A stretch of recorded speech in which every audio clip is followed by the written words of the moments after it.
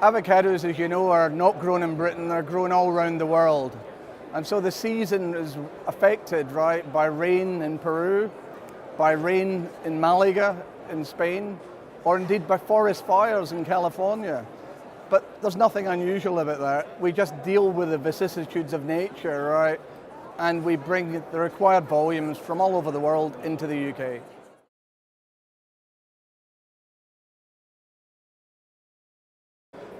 The most challenging thing this year is exactly the same as the most challenging thing for the last 3 years.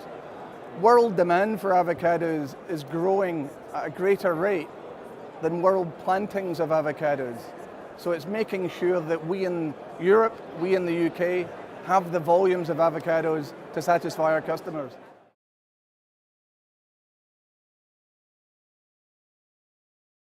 The problems of water, right, are beginning to make themselves in all sorts of vegetable crops and fruit crops apparent all over the world.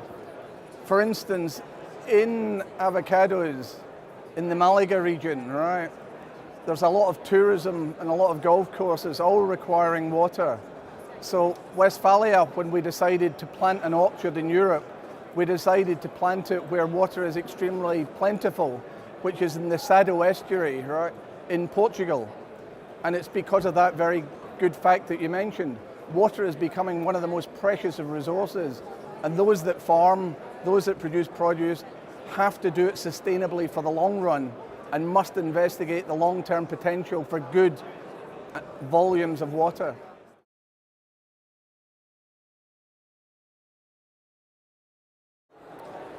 The snappy answer is that the combination of UV technology with modified atmosphere packaging extends shelf life. And when one extends shelf life, you can increase availability into your customers and they will reduce the stock loss because of the extended shelf life. With our most major retail customers, we're now adding value to the waste avocados, and we're turning the waste avocados into pulp. And that pulp will be turned into smoothies, soups, and a variety of value-added products. So the wastage from avocados will be almost zero.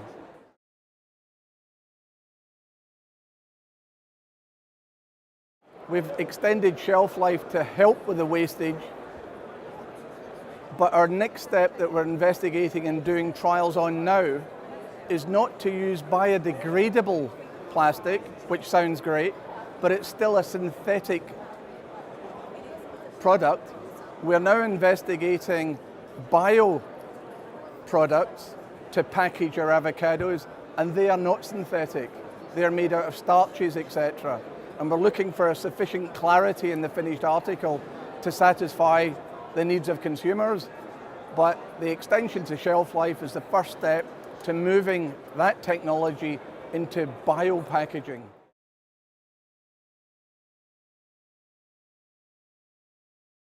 We're not complacent about that, but we have to keep planting, and we're a vertically integrated business. We've planted all over the world to supply our own businesses in Europe and in the United Kingdom with our own avocados. So we're confident we're doing that at a fast enough rate to do it. If I look at the penetration of avocado within UK households, 5 years ago it was 22%, and at the moment it's 34%. I'm confident that we can continue with service and good quality, continue to increase the penetration of ripe and ready avocados into the UK consumer. So I think we still have good growth in front of us.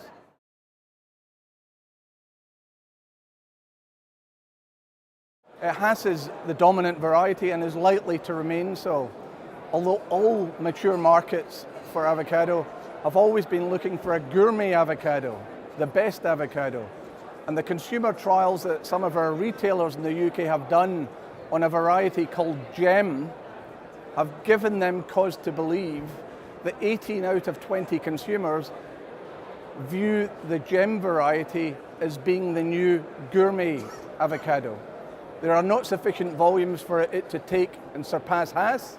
Hass will still there as a great avocado, but as the top quality gourmet avocado, I think GEM is going to become of increasing importance.